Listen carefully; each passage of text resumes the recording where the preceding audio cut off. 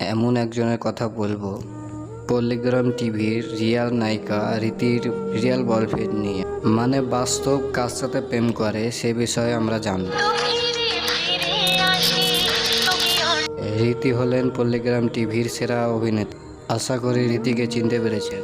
আসলে রীতি খুব অল্প বয়সে, খুব অল্প সময়ে লক্ষ লক্ষ মানুষ ফ্যান ফলোয়ার বাড়িয়ে নিয়েছে, অনেক মানুষের মন জয় করে নিয়েছে।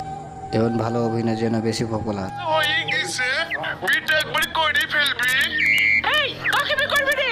কোন মুশকিল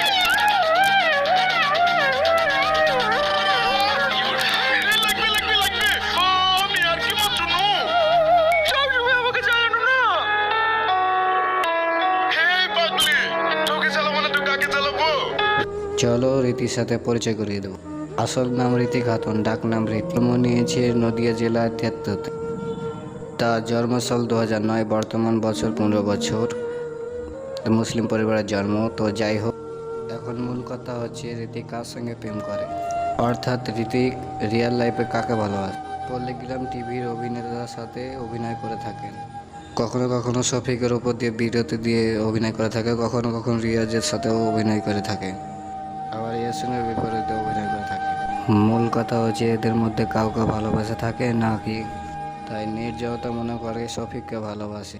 তাই এ বিষয়ে কনফার্ম করার জন্য আমি নিজেই ফোন করেছিলাম, কিন্তু শফিক এ বিষয়ে কিছুই বলতে চায়নি।